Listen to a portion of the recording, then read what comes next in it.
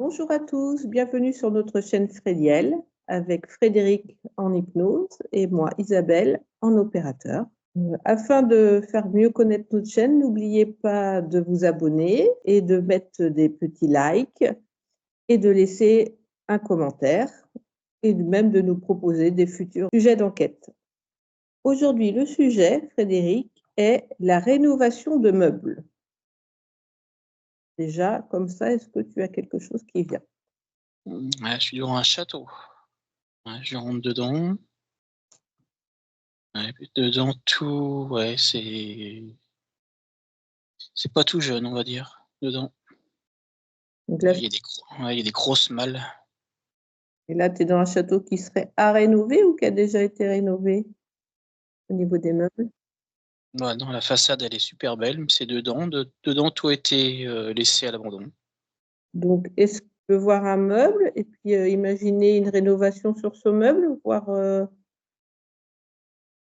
est-ce qu'il y a une différence entre le meuble avant et après la rénovation? Savoir si les meubles demandent à être rénovés aussi déjà?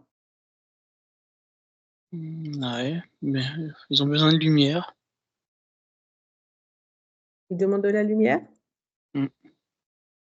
D'accord, et le fait de rénover le meuble, ça lui apporte de la lumière? Ouais, une nouvelle jeunesse. D'accord. Donc est-ce que tu peux voir un meuble rénové, voir, par rapport à un meuble non rénové, s'il y a autre chose que cette lumière? Qu'est-ce qui change dans le meuble? Le meuble rénové, il est mis en valeur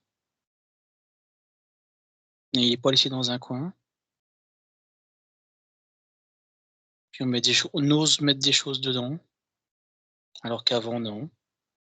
Le meuble, est-ce que le meuble, il a une, peut-être pas dire une conscience, mais une énergie, particulière avant et après?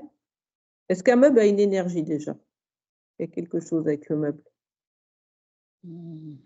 Quand il est créé par quelqu'un, après il est acheté par quelqu'un, il est installé en grande partie par quelqu'un, donc est-ce qu'il a un rattachement, énergétique à quelque chose ou à quelqu'un?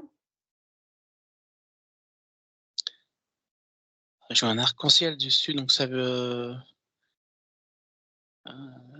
c'est comme si chaque personne de la fabrication jusqu'à maintenant, chacun met son empreinte dessus, ça fait une couleur. D'accord.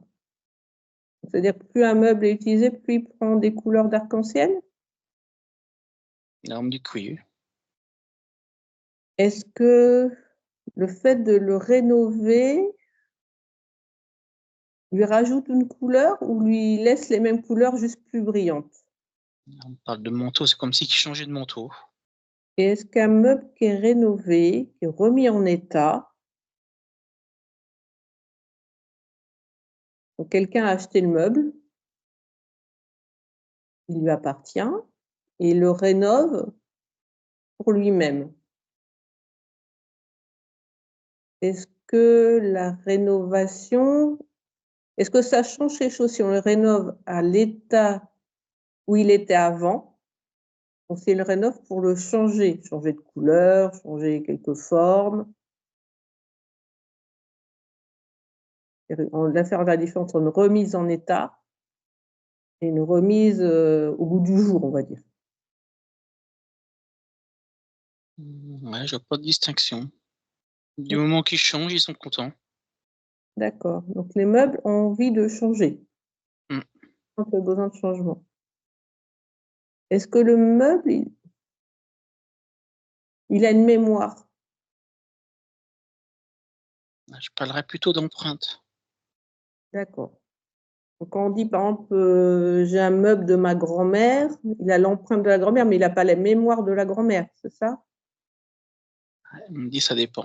Ça dépend, ça dépend. Ça dépend de quoi? Et donc si une personne, pourquoi on me montre un chapeau là?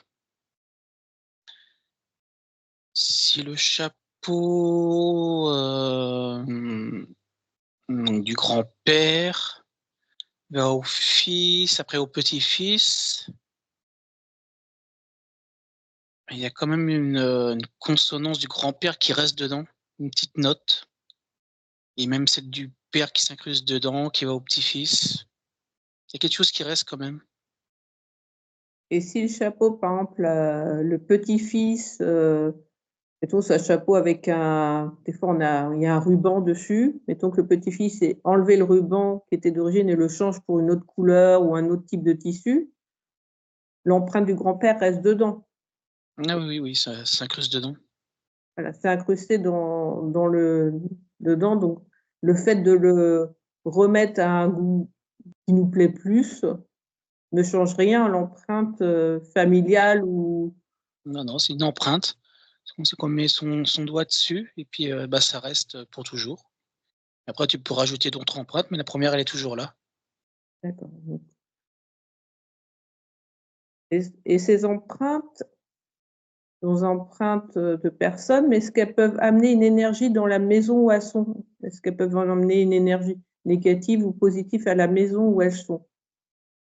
Ou ces empreintes sont neutres ou que bénéfiques? Des oiseaux qui passent là. Ouais, il y a quand même quelque chose.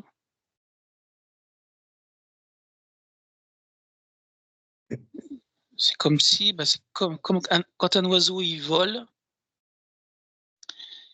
donc il traverse les saisons, tout. Donc il fait son nid quelque part, et la saison d'après il revient. Donc il y a quand même ce qu'il a fait, donc il peut avoir laissé des plumes ou quelque chose dedans. Et le nid va garder son odeur à vie. Donc si par exemple là je vois l'oiseau là qui est blessé à une aile, il y a même du sang là qui touche le nid. Et, même même l'hiver d'après, l'avant l'hiver, parce qu'il y a pas aussi avant l'hiver, il vient, il remet des brindilles dessus, mais il y aura quand même toujours cette tache de sang qui sera quand même imprégnée dedans. Et il suffit qu'il gratte avec sa patte, et là il se souvient: «Ah oui, c'est vrai, là j'avais saigné». Donc c'est pareil pour, parce que quand je reviens au chapeau, heu, mais là c'est pour la personne qui est dedans. Là c'est par rapport aux idées. Si à un moment de temps il était en colère, là je vois des éclairs là, ça touche le chapeau, ça rentre dedans. Et donc le temps passe, mais les éclairs ils ont été quand même dedans, ils se sont incrustés dedans. Et c'est là, oui, et si ça recommence comme par exemple la 10e fois qu'il était en colère,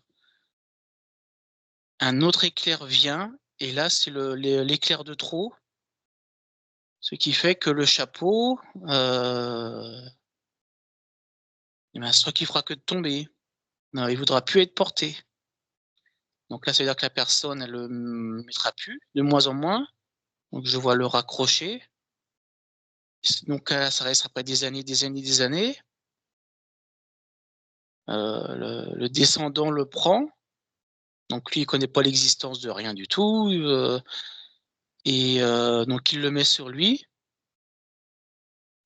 Et je vois que tous les impacts, comme les éclairs, là pour l'instant, ils se sont endormis. Et il suffit qu'il y ait un autre, il s'énerve, tout. Un autre éclair revient. Et là, par contre, ça amplifie le tout et c'est là là, ça peut carrément rentrer dans le cerveau, ça l'énerve et il sait pas pourquoi. Donc oui, ça joue, ça peut jouer. C'est marrant ça, ouais. D'accord. Donc ça garde en mémoire toutes les sentiments qu'on a eus quand on était avec ce meuble, quoi. On Mmh. touchait ce meuble, parce qu'à première vue, il faudrait quand même le toucher, être dans la. Oui, faut un impact dessus, quelque chose. Ouais. Et donc est-ce que, par exemple, donc ce chapeau, si on veut pouvoir le reporter sans problème, même si on est en colère, il faudrait pouvoir nettoyer toute tout Mmh. cet impact qu'il a eu. Est-ce qu'on peut nettoyer un meuble?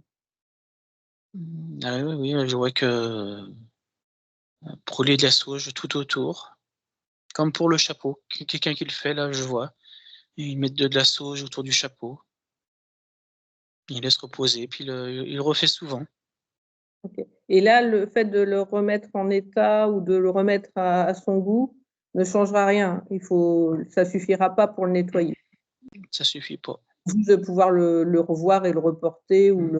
le réutiliser. Et ça va pas. Pourtant le meuble, il est content de changer, il y a quand même toujours quelque chose qui reste, donc il y a quand même besoin d'un nettoyage. D'accord. Et là, de la sauge, ou tu vois Mmh. d'autres types de nettoyage qui peut être efficace pour un meuble? Non, je voyais vraiment la fumée qui pénètre et qui nettoie. D'accord. Donc quand on récupère un meuble, ça peut être bien de faire un nettoyage dessus pour enlever tout ce qu'il aura pu subir énergétiquement, enfin surtout émotionnellement, ce meuble pour pouvoir le Mmh. utiliser sans problème. OK, oui, oui. Mmh. D'accord, ça va bien ça, bonne information. Est-ce que tu vois autre chose au niveau de cette enquête sur la rénovation de meubles? Ouais, non. Non. Bon, bah, on va remercier, à tous ces petits meubles qui ont bien voulu participer, principalement ce chapeau. On le remercie. Voilà, ben, on vous remercie de nous avoir écoutés. J'espère que ce sujet vous a intéressé. N'hésitez pas, comme je vous l'ai dit, de vous abonner, de liker et de mettre des commentaires. Merci à vous. Au revoir.